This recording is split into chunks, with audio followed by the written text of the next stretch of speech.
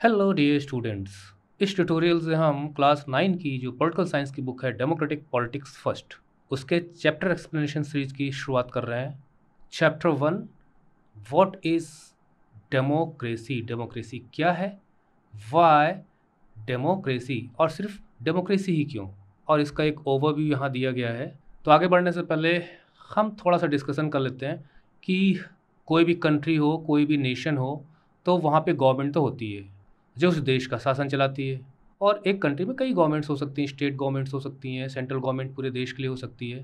लेकिन इस कंट्री की गवर्नमेंट के डिफरेंट फॉर्म्स होते हैं। वो गवर्नमेंट किसी एक आदमी के हाथ में हो सकती है, मतलब one man is running the government, हालांकि वो अपने एडवाइजर्स रख सकता है, या फ्यू मैन, मतलब कुछ ही लोग मिलकर सरकार चला रहे हो, या मैनी मैन मतलब कई लोगों की सरकार में भागीदारी हो। तो इस तरह से डिफरेंट फॉर्म्स ऑफ गवर्नमेंट रही हैं, जिसमें से आप कुछ का नाम तो जानते हैं, जैसे मोनार्की है, और मोनार्की में भी एब्सोल्यूट मोनार्की हो सकती है, कॉन्स्टिट्यूशनल मोनार्की हो सकती है। आप ऑलरेडी हिस्ट्री के चैप्टर 1 में पढ़ चुके हैं किस प्रकार से जो फ्रांस की क्रांति होती है, तो जो एब्सोल्यूट मोनार्की होती है उसे कॉन्स्टिट्यूशनल मोनार्की में कन्वर्ट किया जाता है, और वो वन मैन गवर्नमेंट का एक एग्जाम्पल है। इसके अलावा अगर फ्यू मैन की हम बात करें तो ओलिगार्की सिस्टम ऑफ गवर्नमेंट हो सकती है, जहाँ पे कुछ चुने हुए लोग, mostly aristocrats and the elite group of the society in country rule. और मैनी मैन की बात करें तो यहाँ पे हम डेमोक्रेसी का नाम ले सकते हैं, जिसको हमें डिस्कस करना है। और ये डेमोक्रेटिक पॉलिटिक्स का फर्स्ट पार्ट और सेकंड पार्ट, ये सब आपको 9th में 10th में पढ़ते हुए आपको डेमोक्रेसी के ही बारे में पढ़ना है। इसकी शुरुआत क्लास 9 से हो रही है। तो कुछ लोगों को पॉलिटिकल साइंस में प्रॉब्लम आती है समझने में, तो आप एक एक चीज़ को सुनिएगा, मैं क्या बताता हूँ, कैसे बताता हूँ, क्या एग्जाम्पल देता हूँ, then you will be able to understand the things. Otherwise you can comment in the comment box and I will try to answer them. तो मोनार्की आप जानते हैं, आपने डिक्टेटरशिप का भी नाम सुना होगा, किस प्रकार से हिटलर आपकी 9th की ही हिस्ट्री के कोर्स में है, इटली में मुसोलिनी। मीन्स 1920s के दौर से ये डिक्टेटरशिप जिसे हम आज जानते हैं शुरू होती है, और आज भी है। अगर हम नॉर्थ कोरिया की बात करें तो कौन है वहाँ पे, किम जोंग उन ही तो है। क्या है वो, डिक्टेटर है, बच्चे बच्चे जानते हैं आज। लेकिन दुनिया में जिसे बेस्ट फॉर्म ऑफ गवर्नमेंट लोगों के लिए मानी जाती है, और जहाँ नहीं है वो गवर्नमेंट, लोग वहाँ डिमांड करते हैं, चाहे वो हांगकांग का प्रदर्शन रहा हो, चाहे वो चाइना की कम्युनिस्ट गवर्नमेंट हो, वहाँ पे लोकतंत्र के लिए बहुत बड़े पैमाने पर प्रदर्शन रहे हो, उन्हें कुचल दिया गया हो। और पिछले के 2-3 दशक में कई कंट्रीज़ में जहाँ पे लोकतंत्र नहीं था, वहाँ पे लोकतंत्र इस्टेब्लिश किया गया। तो democracy is the best sought after government by the people. लोग डेमोक्रेसी को पसंद करते हैं। तो आखिर ये डेमोक्रेसी है क्या? हम कोई भी डेफिनेशन यहाँ देने से पहले हम बुक के सहारे चलेंगे, क्योंकि चैप्टर एक्सप्लेनेशन सीरीज़ है। तो इन्हीं क्वेश्चंस को हमें एड्रेस करना है कि व्हाट इज़ डेमोक्रेसी, इसके फीचर्स क्या होते हैं, और एक सिंपल डेफिनेशन से इसकी शुरुआत करेंगे हम इस चैप्टर में, और फिर धीरे धीरे करके स्टेप बाय स्टेप उस डेफिनेशन के जो डिफरेंट मीनिंग्स हैं जो इन्वॉल्व हैं, उन मीनिंग्स को हम समझेंगे। और इस चैप्टर में सिर्फ हम मिनिमम फीचर्स, मतलब किसी डेमोक्रेटिक गवर्नमेंट का सबसे मिनिमम यानी कम से कम क्या रिक्वायरमेंट है कि हम उसे डेमोक्रेटिक गवर्नमेंट कह सकें। और जब हम वो जान जाएंगे तो हम एक डिवीज़न करना भी जान जाएंगे, एक डिमार्केशन करना भी जान जाएंगे, हम अंतर करना जान जाएंगे किसके किसके बीच में, कि distinguish a democratic form of government and a non democratic form of government, अगर हम डेफिनेशन जो हम इस बुक में पढ़ेंगे और उसके फीचर्स को देखेंगे। और फिर धीरे धीरे हम आगे बढ़ेंगे, जैसे जैसे आगे के चैप्टर्स होंगे हम इस डेफिनेशन से आगे और चीज़ें जानने की कोशिश करेंगे। और देखिए यहाँ लिखा भी गया है कि democracy is the most prevalent form of government in the world today, और ज़्यादा से ज़्यादा देशों तक ये एक्सपेंड करती चली जा रही है। तो क्या खासियत है, मतलब why it is better than other forms of government, ये क्वेश्चन तो मन में आएगा ही ना। तो पहला व्हाट इज़ डेमोक्रेसी, और दूसरा सेकंड क्वेश्चन हमारा क्या है कि what makes it better than other forms of government. अब हम चलते हैं मेन टेक्स्ट में, और पहला क्वेश्चन है व्हाट इज़ डेमोक्रेसी, डेमोक्रेसी क्या है। You have already read about different forms of government, आप डिफरेंट फॉर्म्स ऑफ गवर्नमेंट के बारे में ऑलरेडी पढ़ चुके हैं। देखिए इसके पहले एक चैप्टर हुआ करता था जो नए सिलेबस में हटा दिया गया है, जिसमें ये बताया गया था कि डेमोक्रेटिकली और पीपल की इलेक्टेड गवर्नमेंट को किस प्रकार से मिलिट्री coup के जरिए या ज़बरदस्ती उस सरकार को हटाकर वहाँ पे इनवैलिड गवर्नमेंट फॉर्म की गई। तो चैप्टर है नहीं, लेकिन फिर भी कोई चीज़ अगर बीच में आएगी तो मैं ज़रूर बताऊँगा कि हाँ उसके बारे में क्या इन्फॉर्मेशन ज़रूरी है। तो आप डिफरेंट फॉर्म ऑफ गवर्नमेंट के बारे में ऑलरेडी पढ़ चुके हैं, मैं भी अभी आपको बता चुका हूँ। मोनार्की है, ओलिगार्की है, डेमोक्रेसी है, डिक्टेटरशिप्स हैं, मिलिट्री गवर्नमेंट फॉर्म हो जाती हैं जगह जगह, हमारे पास आज भी ताज़ा उदाहरण है। But let us proceed in the chapter. On the basis of your understanding of democracy so far, democracy के बारे में जो कुछ भी आप फिलहाल जानते हैं उसके आधार पे mentioning a few examples, right down some common features. तो आप कुछ कॉमन फीचर्स लिखिए डेमोक्रेटिक गवर्नमेंट के, और साथ में नॉन डेमोक्रेटिक गवर्नमेंट के भी, और साथ में एग्जांपल भी दीजिए। तो अगर आप डेमोक्रेटिक गवर्नमेंट को, अगर आप उसके फीचर्स को लिख सकते हैं, तो वो फीचर्स जहाँ नहीं मिलते वो नॉन डेमोक्रेटिक गवर्नमेंट हो जाएंगी। जैसे आप जानते हैं कि डेमोक्रेटिक गवर्नमेंट जो होती है उसको लोग इलेक्ट करते हैं, पीपल इलेक्ट करते हैं। अब किसी देश में अगर डायरेक्ट इलेक्शन नहीं हो रहा है, पीपल इलेक्ट नहीं करते हैं, तो वो नॉन डेमोक्रेटिक गवर्नमेंट हो जाएगी। अब चूंकि हमें इस पूरे चैप्टर में और 10th में यही सब पढ़ना है, तो हम ज़्यादा डिस्कशन ना करते हुए आगे बढ़ते हैं। वाई डिफाइन डेमोक्रेसी, हमें डेमोक्रेसी की डेफिनेशन की क्या ज़रूरत है, मतलब डेमोक्रेसी हम जब जानते हैं जनरली लोकतंत्र क्या है, तो हमें इसकी डेफिनेशन की क्या आवश्यकता है। तो बहुत ही इंटरेस्टिंग यहाँ पे क्लास का डिस्कशन है और मैं उसे एक्सप्लेन भी करूँगा। आई इन्जॉयड दिस डिस्कशन और आप भी इन्जॉय करिए। So before we proceed further, आगे बढ़ने से पहले let us first take note of an objection by Mary. तो देखिए क्लास में मैरी नाम की लड़की एक ऑब्जेक्शन रेज करती है, मैं इसे थोड़ा सा हाईलाइट कर देता हूँ। She does not like this way of defining democracy. तो चूँकि पिछले चैप्टर है नहीं इसके अंदर, ये उसी पिछले चैप्टर से इसकी शुरुआत हुई थी, तो इसलिए यहाँ पे लिखा गया है कि उसे डेमोक्रेसी की जो डेफिनेशन है उसके बारे में उसके मन में प्रश्न है। She does not like defining democracy this way and wants to ask some basic questions. तो कुछ क्वेश्चंस पूछना चाहती है। और टीचर मैथिल्डा लिंगदो, और जो उनकी टीचर हैं वो है मैथिल्डा लिंगदो।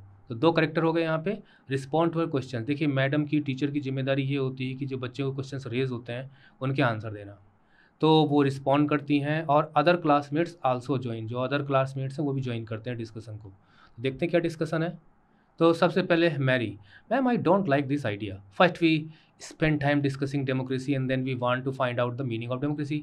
मेरी के कहने का मतलब ये है कि सबसे पहले तो हम लोगों ने काफ़ी कुछ डिस्कशन किया डेमोक्रेसी पे। अब जब डेमोक्रेसी पे काफ़ी डिस्कशन हो गया तो अब हम उसका मीनिंग ढूंढने की कोशिश कर रहे हैं डेफिनेशन के जरिए। उसे चीज़ समझ में नहीं आई, मीनिंग बता के तब उस पर डिस्कशन हो, ये मेरी चाहती है।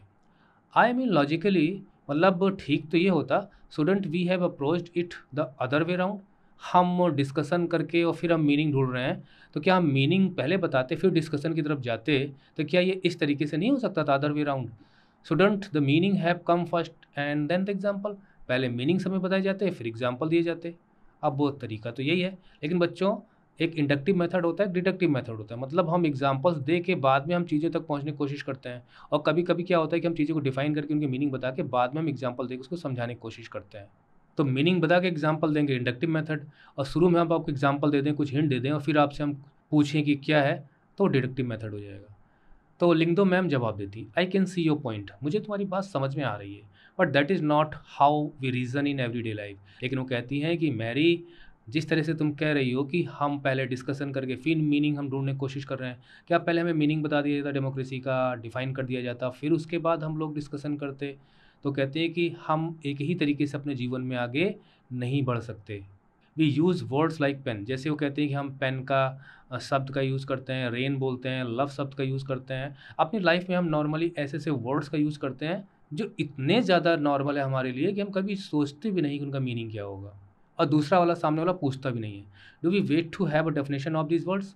तो ज़रा बताओ कि पेन की डेफिनेशन, रेन की डेफिनेशन की आवश्यकता कभी हमें पड़ती है इनकी डेफिनेशन की। अच्छा बच्चों आप ही बताओ, क्या कभी पड़ती है? नहीं। हम जानते हैं पेन क्या होता है, अगर हम दूसरे वाले से भी पूछेंगे तो भी बोलेगा हमें मालूम है पेन क्या होता है।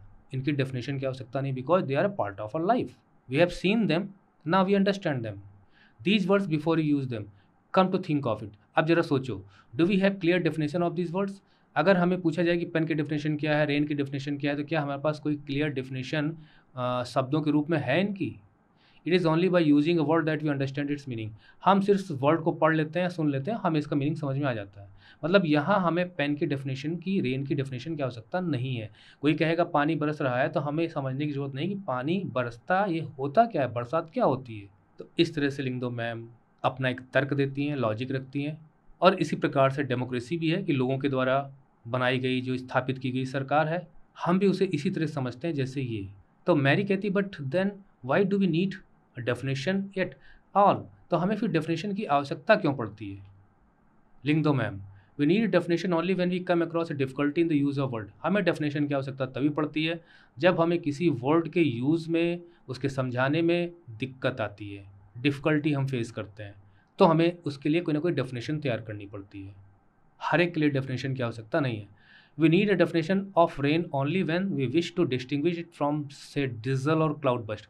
देखिए बच्चों, आप देखिए कितनी अच्छी इंटरेस्टिंग चीज़ यहाँ निकल के आई कि हमें रेन की डेफिनेशन की आवश्यकता वैसे तो नहीं है, लेकिन जैसी हमें इसको रेन को डिस्टिंग्विश करना पड़ेगा रेन के डिफरेंट फॉर्मेट से, जैसे क्या क्या फॉर्मेट्स हैं कि ड्रिजल क्या होती है, क्लाउड बस्ट क्या होता है, तब हमें बताना पड़ेगा कि रेन, ड्रिजल, क्लाउड बस्ट में डिफरेंस है तीनों रेन, लेकिन तीनों में डिफरेंस है। अब उस डिफरेंस को बताने के लिए हमें अलग अलग डेफिनेशन का प्रयोग करना पड़ सकता है। क्लाउड बस्ट ये है जब बादल फटते हैं और अचानक बहुत तेज़ मात्रा में पानी गिरता है, ड्रिजल हल्की हल्की बौछार, और रेन जब लगातार पानी गिरता है, बरसात होती है। The same is true for democracy, यही चीज़ डेमोक्रेसी के लिए भी है।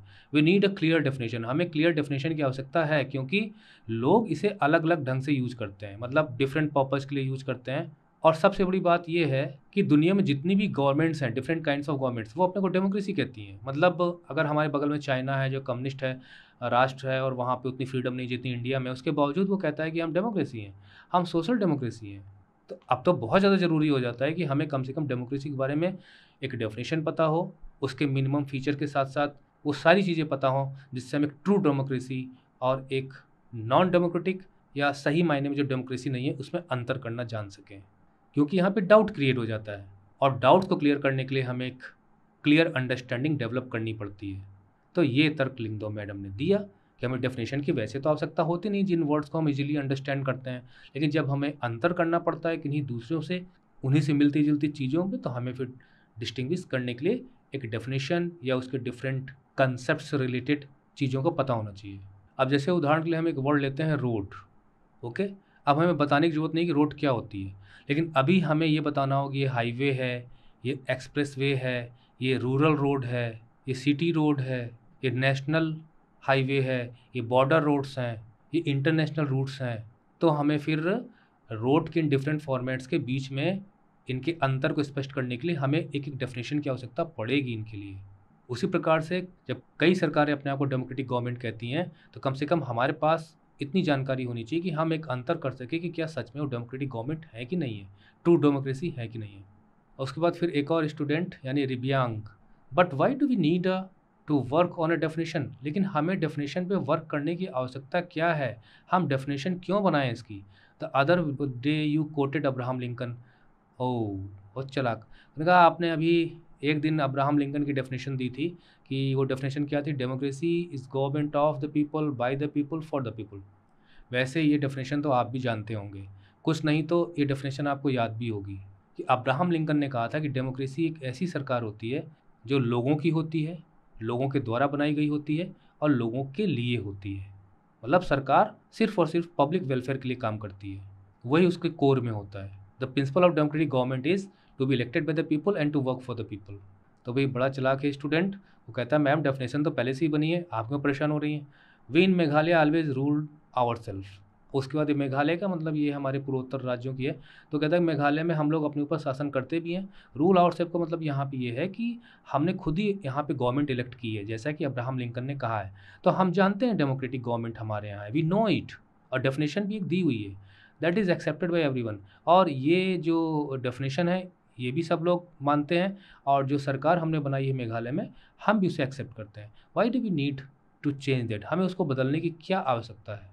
और इस डेफिनेशन ऑलरेडी दी हुई है, तो हमें फिर नई डेफिनेशन की क्या आवश्यकता है। अब देखिए लिंगदो मैम क्या कहती हैं।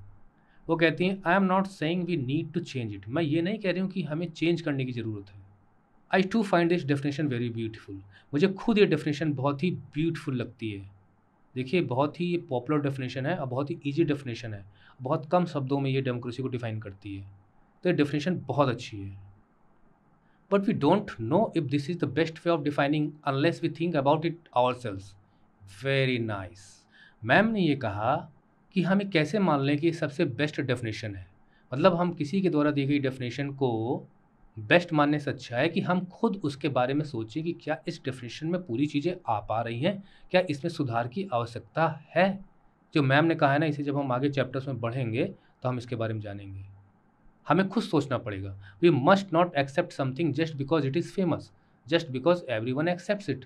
हमें किसी भी चीज़ को इसलिए नहीं एक्सेप्ट कर लेना चाहिए कि वो बहुत फेमस है या सब लोग मानते हैं। हमें खुद सोचना पड़ेगा, हमारी ओन थिंकिंग होनी चाहिए। चाहे पूरी दुनिया किसी चीज़ को मानती हो, but we should have our own thinking. We should जज on the basis of our own analysis. और इसे आप अपने जीवन का एक मोटो बना के चलिए कि हमें खुद सोचना है, इसका कोई शॉर्टकट हमें नहीं लेना है कि हमारे लिए कोई और सोच के हमें बता दे और हम बस ऐसे राइट मार दें उसको। तुम कह रहे हो तो सही ही होगा, हमेशा खुद भी सोचना चाहिए, डाउट्स क्लियर करने चाहिए। मुझसे भी आप अपने डाउट्स क्लियर कर सकते हो। पॉलिटिकल साइंस में यहाँ पे जो भी बुक्स हैं 9th एंड 10th में ना, वो सब डिस्कशन बेस्ड है, लेक्चर बेस्ड है, और वही मैं दे रहा हूँ आपको। उसके बाद एक और आता है भाई, Yolanda, ma'am can I suggest something. अब जब समझ में आ गया कि भाई हमें खुद सोचना पड़ेगा कि डेफिनेशन कितनी सही है कितनी गलत है, इसमें सारी चीज़ें पूरी होती हैं डेमोक्रेसी की नहीं, तो कहता है मैम मेरे पास एक सजेशन है, we don't need to look for any हमें डेफिनेशन की आवश्यकता ही नहीं है मैम, ढूंढनी नहीं पड़ेगी। I read somewhere that the word democracy comes from a ये और चालाक है, comes from a Greek word demokratia. तो देखिए ये तो सही बता रहा है कि अच्छा देखिए कितने उस्ताद स्टूडेंट्स हैं, उन्होंने खुद भी स्टडी की हुई है। उन्होंने कहा कि मैंने एक जगह पढ़ा था कि जो डेमोक्रेटिक वर्ड है ना, डेमोक्रेसी इंग्लिश का, ये डेमोक्रेशिया वर्ड से आया है जो कि ग्रीक वर्ड है। और ग्रीक वर्ड में डेमोस का मतलब होता है कि पीपल, और क्रेशिया का मतलब होता है रूल, यानी जहाँ पीपल रूल करते हो वही डेमोक्रेसी है। So democracy is rule by the people. तो एकदम क्लियर हो गया, डेमोक्रेसी का मतलब होता है रूल बाय पीपल, जहाँ पे लोग शासन करते हैं वही डेमोक्रेसी है। This is the correct meaning. Where is the need to debate ma'am. Ma'am अब तो पूरा मीनिंग निकल के आ गया यहाँ पे, अब हमें डिबेट की आवश्यकता क्या है? यानी यही डिबेट खत्म करना चाहिए। वो डेफिनेशन हमने देख ली, इसकी जड़ हमने देख ली, एटमोलॉजी हमने देख ली, मतलब कहाँ से नामकरण इसका हुआ। अब देखिए मैम क्या कहती हैं। This is also very helpful way of thinking about this matter.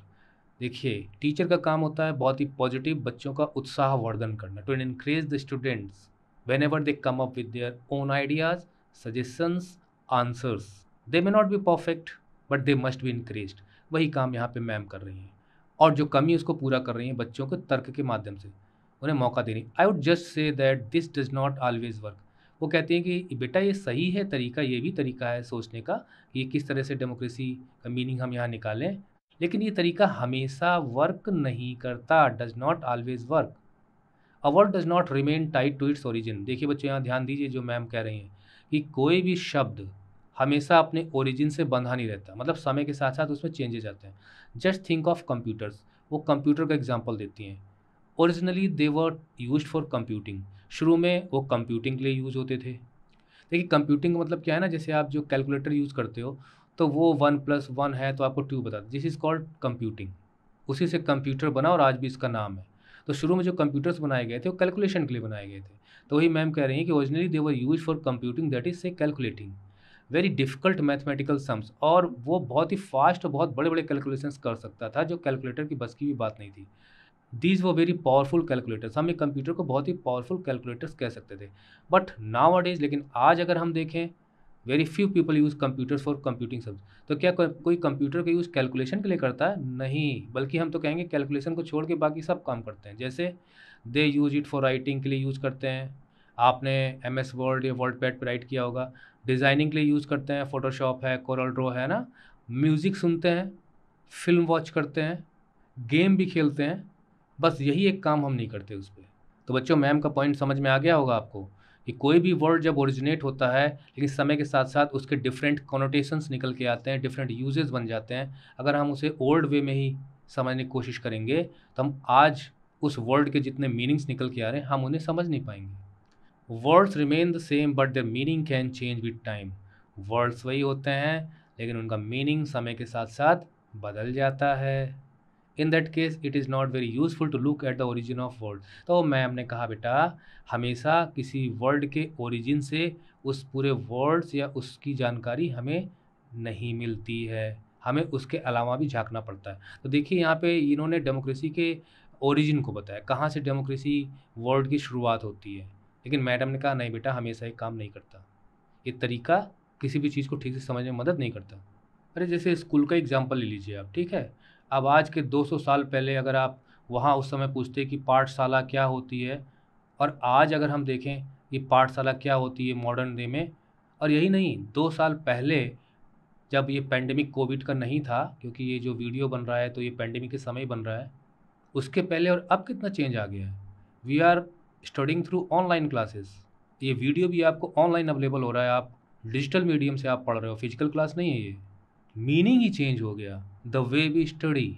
तो इसलिए हमें भी उसी हिसाब से अपनी अंडरस्टैंडिंग को सेट करना पड़ेगा। तो मैरी कहती है ma'am, so basically what you are saying is, तो मैम इसका मतलब आप ये कहना चाहती हैं, वास्तव में आपका मतलब ये है, there is no shortcut to our thinking. वही जो मैंने आपको बताया था कि कोई शॉर्टकट थिंकिंग का नहीं होता, हमें अपनी थिंकिंग खुद करनी चाहिए।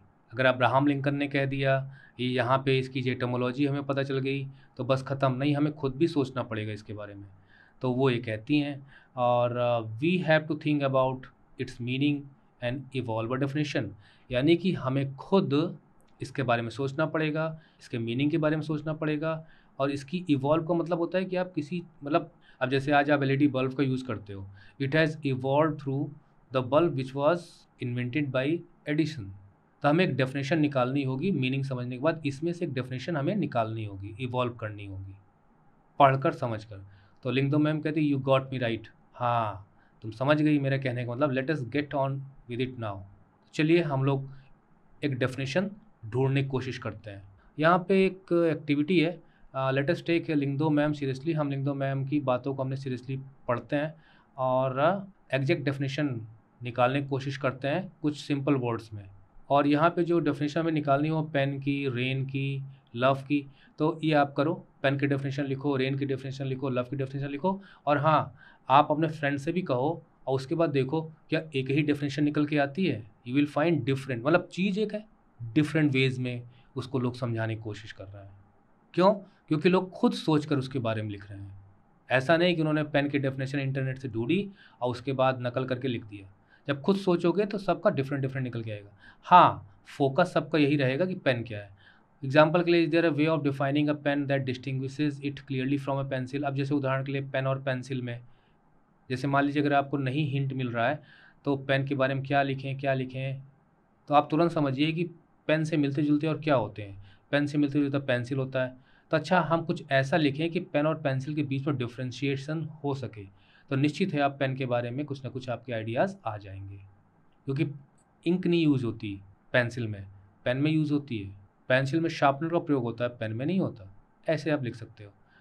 उसी प्रकार से आप ब्रश और चॉक और क्रेयॉन से पेन को क्या अंतर है, सब राइटिंग का ही काम करते हैं। जैसे मैंने आपको रोड का एग्जांपल दिया था, but all are different instruments that we use to writing. What have you learn from this attempt, इससे आपने क्या सीखा? इससे हमने ये सीखा कि जब हम सोचते हैं तो हमारे सोचने की वजह से हम चीज़ों में डिफ्रेंशिएट करना जान जाते हैं। And we have a clear understanding कि अगर कोई हमसे पूछे तो हम बहुत ही अच्छे ढंग से बता सकते हैं कि इनके बीच में डिफरेंस क्या है, जबकि सब राइटिंग इंस्ट्रूमेंट्स ही हैं। उसी प्रकार से what does it teach us about understand the meaning of democracy. तो हमें इस प्रयोग से, इस एक्सपेरिमेंट से जो हमने एक्टिविटी की, हमें डेमोक्रेसी के मीनिंग को समझने में क्या मदद मिलेगी? बहुत मदद मिलेगी।